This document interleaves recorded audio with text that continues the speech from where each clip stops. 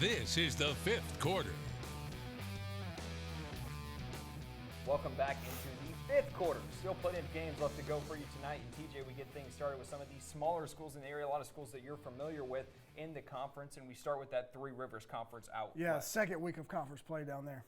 And it should be some good games. And let's check out some of that action. Go out to Lake Waccamaw, the East Columbus Gators hosting the Whiteville Wolfpack. Great crowd on hand for these two, and you expect nothing less. Ty Moss already given a good year for head coach JP Price. Drops it across the middle. Josiah Bell, a big man. Yeah, big tight end. Got some moves on him, showing some love for the big man. Gets inside down to the 10-yard line, and then they got to hand it off to the finesse back. It's Javonte Davis plunging straight ahead in for the score to extend the lead. And Whiteville would extend that lead in the first half. And the Gator coaching staff looking for answers, but Ty Moss airing it out again. And this time, guess who? Josiah Bell. Yeah, Whiteville, a year older, very talented football team. East Columbus is getting better each week.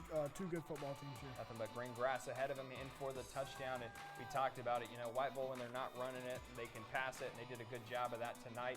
And Lake Waccamaw, they beat East Columbus 49-0, the final score out in that one. Now let's go from Lake Waccamaw to Elizabethtown. Good old-fashioned Three Rivers battle. South Columbus taking on East Bladen. And you will not believe this play. Look at this. The Eagles look like they brought down Avian Bellamy. That's why you can never quit on the play, Tim. Rolls right off a defender and goes in for the touchdown.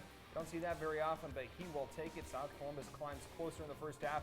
Bobby Pierce really can't believe it as a head coach. You just have to shrug that one off. But then the Eagles turn to the ground game themselves. Lawson Hester, senior, making things happen. Yeah, I've heard that name a lot in the last 3 years. And he would set up East Bladen with great field position, and Rayshawn McCoy, the junior, playing grown man football, breaking through arm tackles like it's nothing, lunges in for the touchdown. That would give the Eagles the lead in the first half.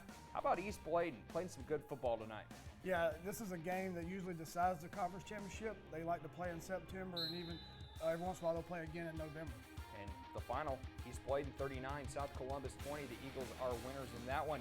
Now let's go up to Teachie. A good crowd and a good scene as always for this one. Northside Jacksonville on the road taking on Wallace Rose Hill. And we've seen a lot of this guy this season. The Carolina commit, Jacarius Conley. Good luck bringing this young man down. 6'1", 215 in for the score. Yeah, he's a stud. I can't wait to see him on Saturdays. And he gets into the end zone there, and the Monarchs have the lead. But you know, Wallace Rose Hill would have an answer, and it comes courtesy of the Navy commit. Cameron Dalrymple, no chance of winning that foot race to the house. Bulldogs back on top. Hey, what you can do, we can do better. And he silences the crowd, the visiting crowd there from Northside Jacksonville. And if some is good, more is better, as they say. Cameron Dalrymple straight ahead and just says, hey, arm tackles, they're nothing but a thing. In for the end zone again. He would get the score there, and Wallace Rose Hill wins a great football game tonight in Teachie, 28-21, the final score. The Bulldogs are winners, so a good win there for Kevin Motzinger and that Bulldogs team, bouncing off a tough loss. And tough loss to Havelock last week in a game they thought they had an opportunity. Yeah, Wallace is off rolling again. They're 4-1 with a really tough schedule and got a really tough one coming up next week with Wake Forest. Let's check out some of these final scores, shall we? As we had a great night of high school football, as we saw Jack Brett beats New Hanover 27-20. North Brunswick on the road over Swansboro 49-14. South Brunswick, good win, goes on the road and blanks Lakewood 24-0. And Hoggard squeaks by Purnell Sweat 15-0 the final. Yeah, and then Northside Jacksonville loses Wallace Rose Hill 28-21. East Bladen gets first win of the year over South Columbus 39-20. And Whiteville pitches a shutout against East Columbus 49-0.